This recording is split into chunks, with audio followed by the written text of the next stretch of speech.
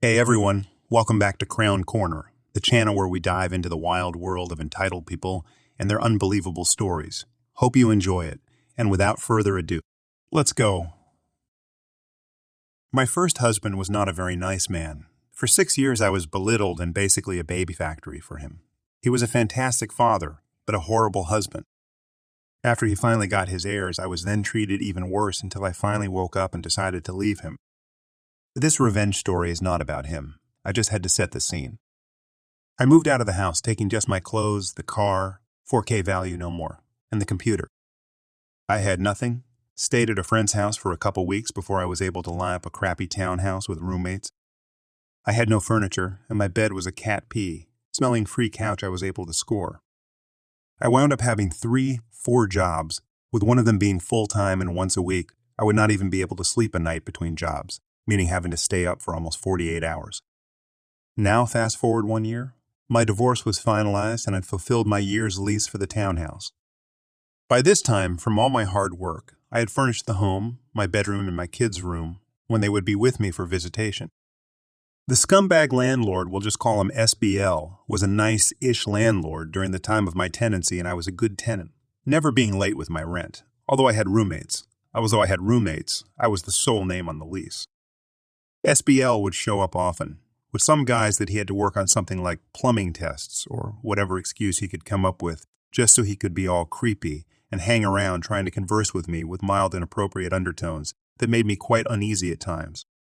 Finally, the lease was fulfilled and I was now onto a month-to-month contract, which at that time I was ready to move out of this crappy townhouse and found a great house in the mountains nearby, and I was simply thrilled now that I had got my feet on the ground and can afford a bit better than slum living. My lease stated that I had to give 1 month's notice in order to move out. Unfortunately, I was able to get the house I was to move into for the next month, only 3 weeks away. I sent an email to SBL stating that I intend on moving out at the end of this month, in 3 weeks, and he can try to find another tenant. But I did state that if he didn't find a tenant, I would still fulfill my legal obligation and pay next month's rent. Within 1 week, 2 weeks before I moved out, he emailed back and stated that it was very generous of my offer, but he was able to find a new tenant for the beginning of next month and I would be off the hook. He even tipped his hand by stating that he already collected a deposit from them. Now, something happened within a couple days after that, which was no fault of my own or my roommates. The townhouse came with its own appliances, fridge, oven, etc., including a clothes washer and dryer on the main level. My roommate had put a load of laundry in and went to the living room to have a nap. He awoke to find that the washer had malfunctioned with the sensory switch, which never stopped the water fill stage. And there was an inch of water in the kitchen and living room. He splashed through the water to turn off the washer and called me to come and help deal with this. I was just getting off of work and I whipped home to assess the damage. It was bad. There was standing water on top of the living room carpet and a good inch of water in the whole kitchen. I called SBL and told him the issue. By the time SBL showed up, I had already got most of the standing water out with the help of my roommate and friends that showed up with shop vacs. SBL didn't seem too upset, which was surprising for me, and an appliance repairman had come to look at the washer. The repairman even said, "Yep, here's the culprit," and showed how the dial would stick on the fill stage and wouldn't click over to the agitated stage. After replacing the dial and lubricating the whole deal, he left. The next week was chaos as I was busy trying to pack, and SBL had insurance guys and assessing and workers taking out the carpet and cutting 2 feet worth of the lower draw of the whole main level. The day of the movie, though I was still supposed to be there for a couple more days, SBL had let himself in as movers were moving out my stuff with a camera going around taking pictures of everything. I honestly thought that it was for his insurance claims, etc. I actually felt bad for SBL, I'm too nice, and told him that I would not ask for any of my deposit back, and he responded in front of the loading crew and my roommate, "Thank you. That's very generous of you." We parted ways, and I thought that was that. I was wrong. 2 weeks into my new home, SBL showed up on my doorstep with a summons to appear in arbitration because he was suing me. What? On what grounds? He stated it's all in this paperwork and handed me a manila envelope with 18 pages of everything he was charging me with, all including photos. Now I know why he's going around taking pics. Nickel and dimming me on everything from a bent Venetian blind. That was like that when I had moved in.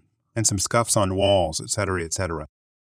But then he also wanted me to pay his insurance deductible and that following month's rent. He claimed that the tenants that he had lined up backed out at the last minute, claiming that they didn't think the place wouldn't be ready in time with the new drywall and paint and so on. So he still wanted me to pay that month's rent. Really? Really? Screw this. I knew I was more than generous of giving him my whole deposit, and then for him to come back and sue me for thousands. He was not only claiming the damages caused by the flood, but improvements he needed to do that should never be or have been my responsibility in the first place. Even cracks in the living room wall that was from the building settling. How should I be responsible for that? Even new lighting, faucets, etc., all mainly on the accusation that I was negligent. I wasn't going to have that. I know it was a slummy townhouse complex, and most of his tenants were on welfare, and maybe he could get away doing this with others, but not me. No way. I had just got out of a marriage that made me feel insignificant and had horrible self-esteem, but now I had my dignity and felt strong for the first time in a long time. No way was I going to let any more nonsense happen to me without my doing something about it. I had 10 days before the date of my arbitration meeting. I immediately got to work, first getting a signed deposition from the very repairman that had shown that day, stating that the appliance was quite in need of maintenance work, and the last time he had done any maintenance for him was almost 5 years before. From thoroughly reviewing my rental contract and local laws, SBL is obligated to have all appliances maintained services every year. I had also talked to some of the other tenants and had heard that this wasn't the first time SBL had sued tenants after the fact. I hunted them down and got sworn statements from them also. Unfortunately for them, they didn't know what to do and mostly didn't show up at arbitration, hence SBL winning by default. No way I was going to let him do this to me. I then drew up a rebuttal to each and every claim he had, including photos from the year that I had lived there. Printed out all my email correspondence and even convinced my ex-roommate and one of the movers that heard my interaction with SBL about him stating how generous it was of me letting him keep my whole deposit, which was a significant amount, to come. Day of arbitration. I dressed up in my power suit and with my ex-roommate and worker in tow, showed up at the meeting. Now, in Canada, arbitration is not held in a courtroom per se, but it is still held at the courthouse in a conference room with a judge. We had 1 hour with this judge. Since SBL was the plaintiff, he got to go first with his case. He spent over 40 minutes going over everything, and I sat quietly until he finished. Once he finished, I then hauled out the rebuttal in multiple copies, handed to the judge, to SBL, and anyone else that wished to have one, and I quickly went over each point. SBL was irate and interrupted almost every second sentence I spoke. I would pause the moment he would start talking and say sweetly, "I was quiet and polite during your time to present your case. I hope you grant me the same respect." SBL started to get red in the face, especially when I got to the deposition of the maintenance worker for the appliance. I included the Tenancy Landlord Act sections pertaining to appliance maintenance and stated that this was the only record of maintenance that had occurred, and unless he can come up with more recent records from perhaps another company, it was over 5 years since anything had been looked at. With my defense, I had also then countered that I would like my deposit back and my day's pay from work since I had to take that day off to go to this meeting. The judge then made his statement, and I will always remember this for the rest of my life. He stated that first, he was very impressed by my presentation and that I obviously have a good handle on things and can tell that my nature is of kindness and respect, especially with photos of how I had the townhouse furnished and clean and pride in whatever home I would live in. Bottom line, not only did I win my case, I wound up having SBL owing me over 80 of my deposit back, including interest. SBL's face was priceless. The judge then proceeded to tell SBL that they will be reviewing again all his previous filings, and if there was enough evidence of harassment, he would be reported to the Board of Landlords and Tenants. I don't really know if anything came out of that. Now, I walked away that day feeling on top of the world, completely justified, and he got a taste of his own medicine. But it didn't stop there. Oh no, knowing that this guy has a history of suing tenants, I printed up my final results and judge's signature and gave a copy to each and every tenant in that complex. I wanted to warn everyone about his practices and to keep notes, photos, etc. so that he couldn't do that to them. But I didn't stop there. He still now owed me money and I asked repeatedly for the payment. He never responded. He had until a certain day to pay back my deposit, and on that day, I had gone to his house. I looked up his residence under public records as he is a landlord and had to file under a certain address. and knocked on the door. He didn't answer, though I knew he was home. I rang the bell a few more times and knocked loudly. He then turned his house alarm on, which at first startled me, but quickly turned to humor seeing how much of a coward this bully turned out to be. I then yelled out loud enough that I'm not going anywhere. He yelled out, "Get off my property or I will call the police." Okay, no problem. I got off the property, but camped out on the front sidewalk. I had a fold-up chair, a cooler with water and sodas, a few sandwiches, and all my paperwork with me. I was set to stay there forever. I then would tell anyone that would walk by. Already, there were some people there from the house alarm fiasco about how I was a tenant and wrongfully sued me and that I have a claim against him and he now owes me money. I let anyone look at the paperwork just to back up my claim. The police did show up. They first went to talk to SBL and he was claiming that I was harassing him, slandering him, and wouldn't leave his property. I was on public property, sidewalk, and it isn't slander if it's true, of which I had all my court-signed paperwork to back me up. I wasn't disturbing the peace. I was simply and quietly seated outside his home and just talking to neighbors about his actions. He was out yelling that I needed to leave, and I quietly stated that I would be happy to leave once I am paid what he was legally obligated to pay by that date. I was not going to leave before I got money in my hand, and I was more than willing to stay there and tell anyone that would listen to me why I was camped out. The police stated I wasn't doing anything wrong, that it's public property, I wasn't disturbing the peace, and it isn't slander if it's true. Finally, after an hour of SBL yelling on his front lawn at the policeman, and at me of course, did his wife come out with money. She handed the money to the police, of which in turn handed the money to me, and signed off documenting the final payment was complete. I sweetly smiled, thanked the police deeply, and went home. I have no idea whatever happened to SBL, and if he is still pulling stuff like this on others, but I hope that I help put the fear of God in him, that he just can't screw with people because eventually it will come and bite him back. I grew up in a household that was basically a hellhole for both me, 20 female, and my mother, 48 female. My father, 50 male, had 2 children before me and 2 children after me, all boys he had with my mom. And because I was born right in the middle, I was singled out for a lot of stuff. A few examples. My dad would often ask each of us what we wanted from the store as a reward for doing well in school. My brothers always got what they wanted. I hardly got what I wanted. On birthdays, my brothers got to see whatever movies they wanted. I never got to choose the movie I wanted to see. If I asked for something for Christmas, I more than likely wouldn't get it unless it was from another family member. Whenever one of us started doing bad in school, I would always get the biggest punishments while my brothers got off easy. My dad allowed my brothers to watch him when he cooked so they could learn. I had to learn how to use things like the freaking grill on my own. My brothers could wear swim trunks or a Speedo. I was only allowed to wear a one-piece swimsuit, which I hated because it made going to the bathroom awkward. Dad would always come and support my brothers whenever they had an event.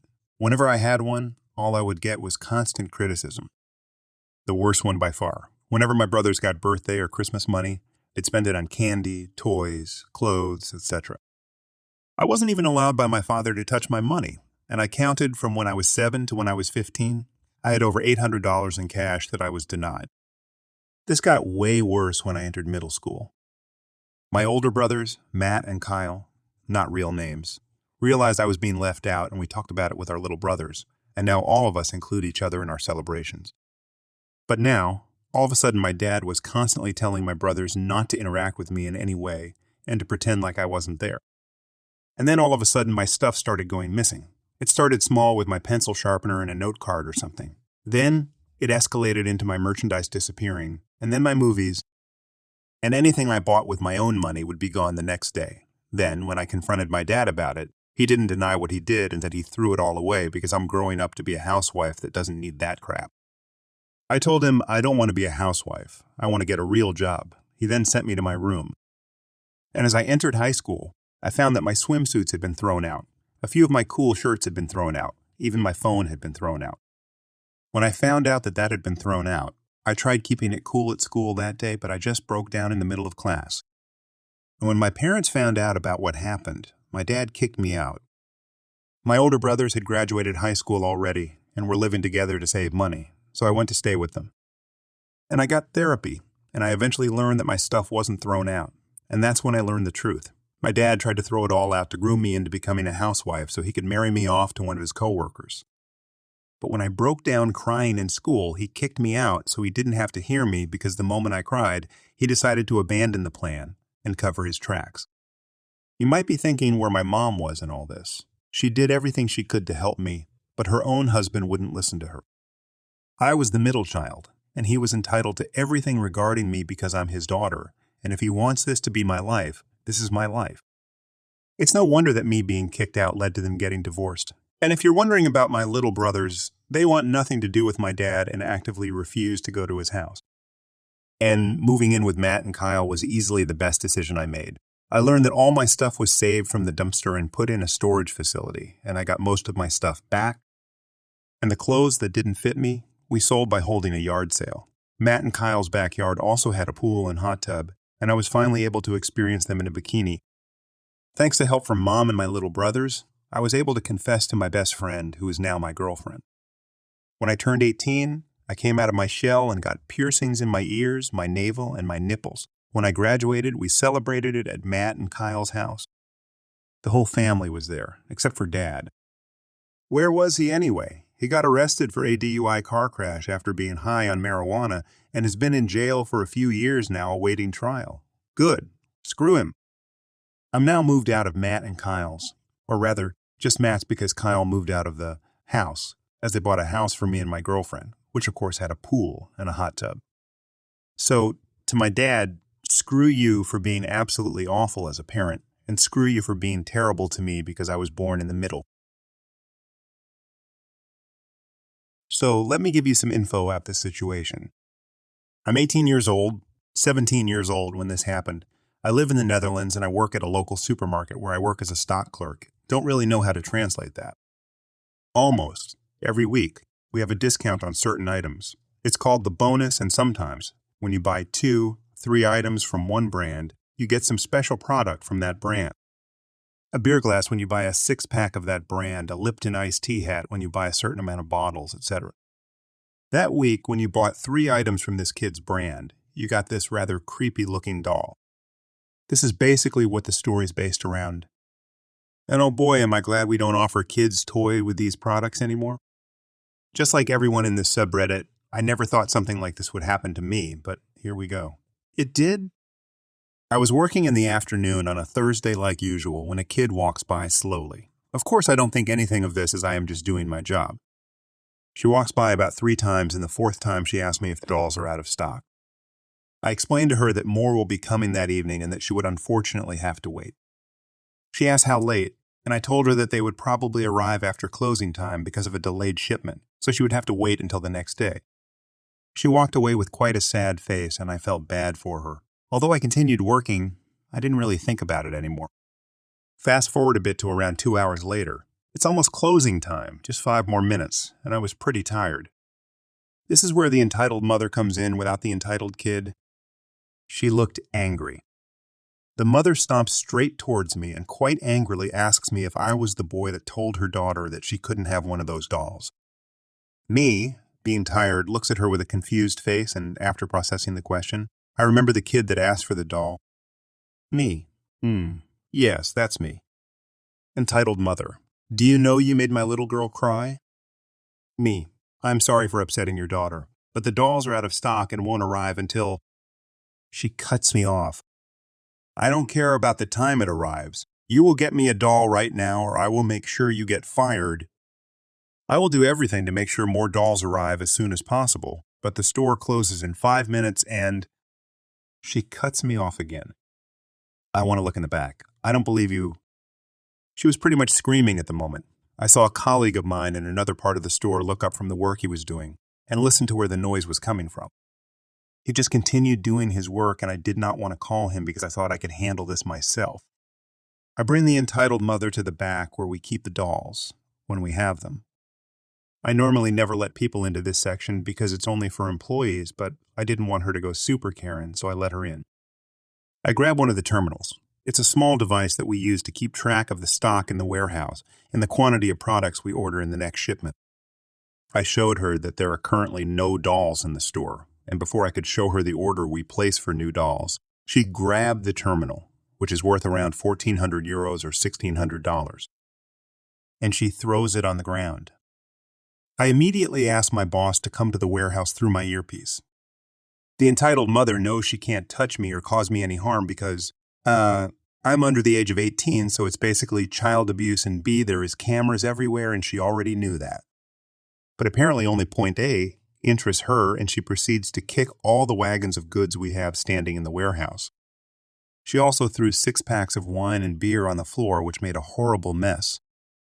After about 1 minute of this constant fear in me, my boss and 3 team leaders arrive in the warehouse to take a look at the situation. My boss was, well, not happy with the situation.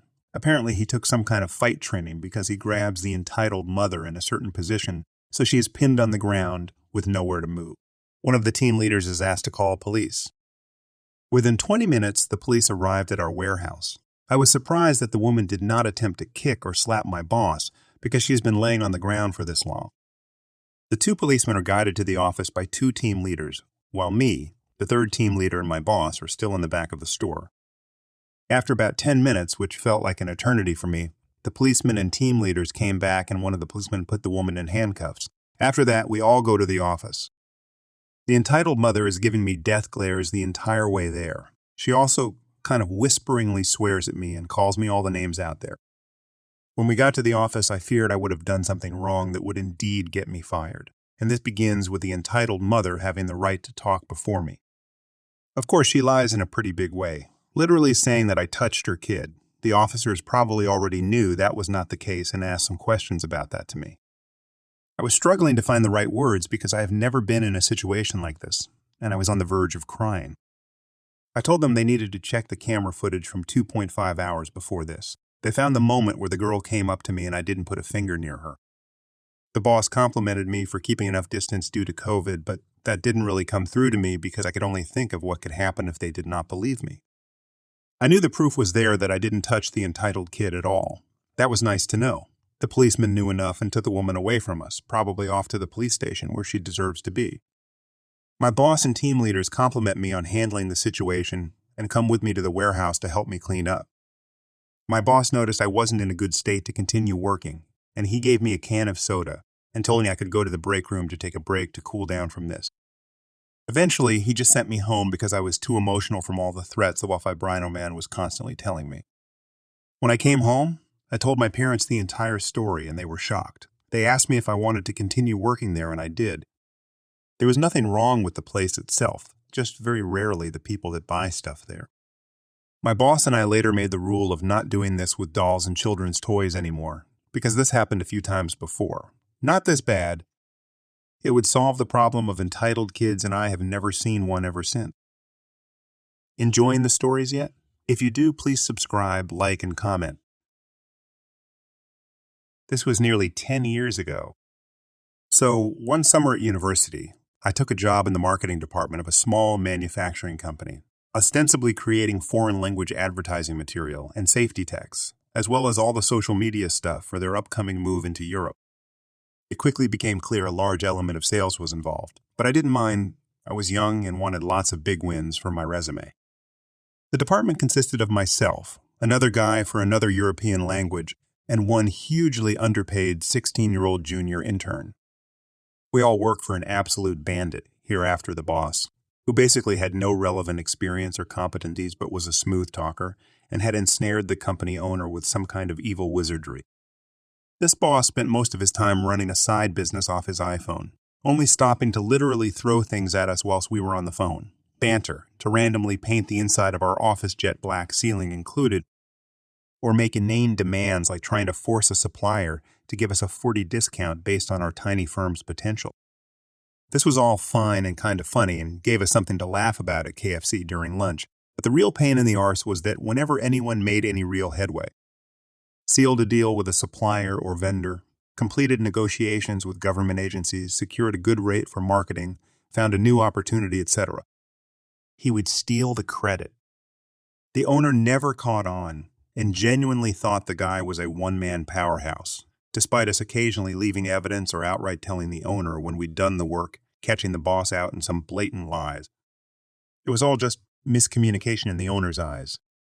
This went on for months, We were all on minimum wage or lower as interns whilst basically doing the boss job for him as he repeatedly told us how great he was and how little we understood. We spent the summer confusing the hell out of European CEOs and purchasing directors who wondered why this mad little English company was using interns for all its international business. The other marketing guy got tired and quit, leaving just me and the junior intern, at which point I was told I had been promoted to lead the project for both countries. At this point, I was now on part-time minimum wage, entrusted with planning and executing a foreign market invasion for 2 different countries, solo, whilst the boss sold dildos on his iPhone. At one point, he jumped in a foreign language phone call I was making to a well-circulated magazine in English that I'll take over, and passing borough isn't really that important. Before promptly realizing the other party was about 60 years old, partially deaf, and spoke about 4 words of English. He handed the phone back to me, then went off to tell the owner he'd just landed a great raid on some ad space. Public episodes like this meant our potential vendors sensed weakness and ultimately proposed a lopsided contract which basically stated that if our products didn't sell a certain volume, we would be liable to pay the vendor pure cash for the remainder. The certain volume was your $250,000, net profit, not even gross sales, in the first 12 months. I'd never heard of such a proposal before, and even at 19 I knew it was all kinds of shady. This was the first thing I was perfectly happy to let the boss take credit for. There was no way we'd make that quota, but the clueless boss was so thrilled to have a big number to throw around he printed the contract there and then. It had been mailed to me, but he instantly claimed he had brokered it, the absolute turnip. Now for the pro-revenge. He asked what I thought of contract and whether we could achieve it. What I did not say was that only a world champion village idiot would sign this contract. I did not say that only an absolute dildo vendor would go ahead with this blatantly disastrous contract without consulting the owner. As the boss had made very clear, he was the marketing god and I was a lowly intern whose opinion was no more use than a chocolate teapot. So rather than warning him that this contract was so horrible we should burn the paper, it was printed on and have the office exercised to be safe, I instead said, simply, "You're the boss. The numbers are all in the project book if you want to read it over, but if it looks good to you, the post office closes at 15. I knew without a shadow of a doubt he wouldn't bother with my boring paperwork, not when I had dangled the chance for him to get his big win dispatched by the end of business. And sure enough, he said there was no need to see my figures as he had done the sums himself and was certain it was solid gold. Funnily enough, the project book quite clearly showed that I had estimated, as best I could with no analytical experience, that our gross first-year sales might top 20 if we were lucky, but anything written by me wasn't worth reading, not with the post office closing in 15, so he signed the contract and sent me running off to post it. I made copies and mailed it off to our lucky new vendors. I then took a copy straight to the owner, told the owner the project book was in the boss office if he wanted to check the numbers, and then went to HR next door to regretfully hand in my notice before shifting it out of there before the fireworks started. Bang on opening the next day, the boss was called to a meeting with the owner. Yelling was heard.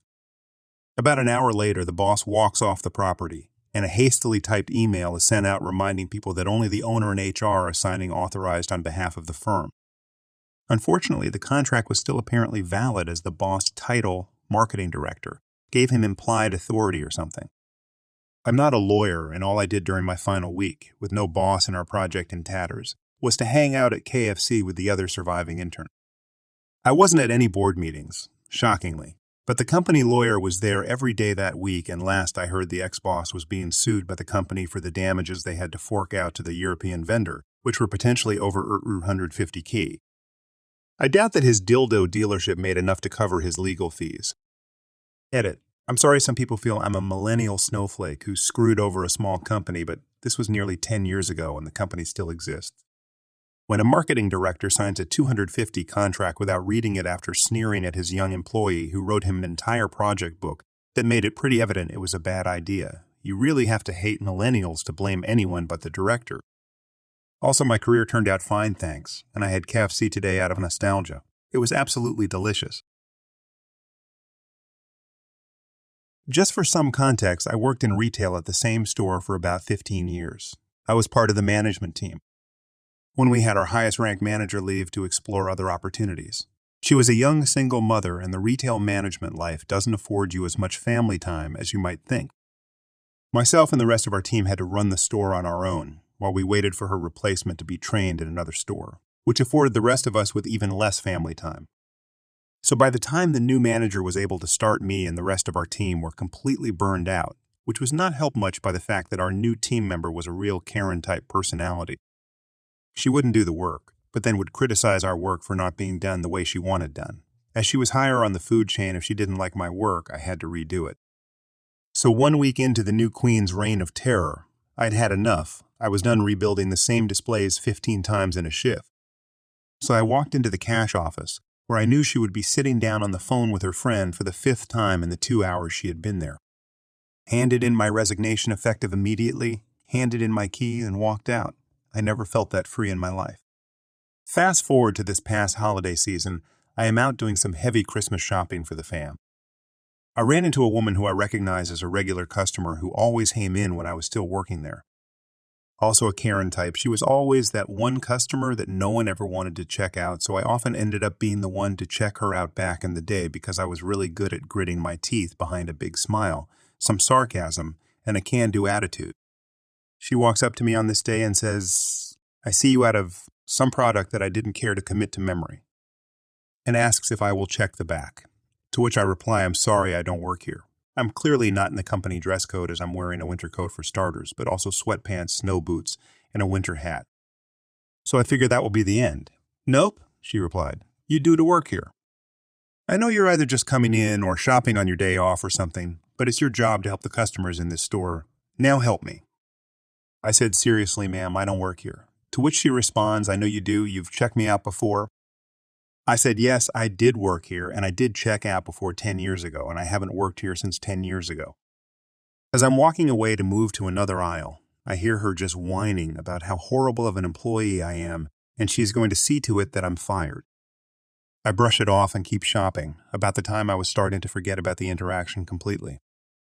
I turn a corner and see Karen, and let's call her Amy, my former subordinate, who is the new head manager and good friend of mine, heading straight towards me.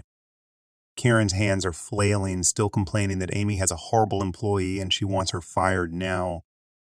Anything short of theft or threat of harm to employees and customers, the order to fire someone has to come from the corporate office. Amy doesn't have that power. When Amy sees who Karen is complaining about, she couldn't hold back. She busts up laughing and says, "Ma'am, I can't fire her. She doesn't work here anymore. And even if she did, she would still be my boss." She then accuses Amy of lying to try and cover up her own ineptitude. She storms off, leaving a cart full of items behind. I took a few minutes to talk to Amy, and I even helped her put Karen's stuff back on the shelf when Amy was called to the office. Apparently, one of their corporate bosses, who we will call Lisa, whom I also knew from my time working there, was in town for fourth quarter meetings with the staff and had seen Karen leaving a huff in her way back from her lunch break, and stopped to see what was wrong, and assured her she would get to the bottom of it. As I'm checking out, I can still hear Karen arguing with them that she knows I work here and she will have us all fired. They ended up having to pull out past employee files and show her my resignation letter dated 10 years earlier. She kept throwing a tantrum that this all fabricated, and at the end, they had to call security to escort her out and even banned her because she broke some things off the shelf. Thanks for joining us. If you enjoyed the video, don't forget to hit the like button and subscribe for more captivating stories. Share your own experiences, opinions in the comments below, and let's keep the conversation going. Until next time, stay tuned for more epic tales.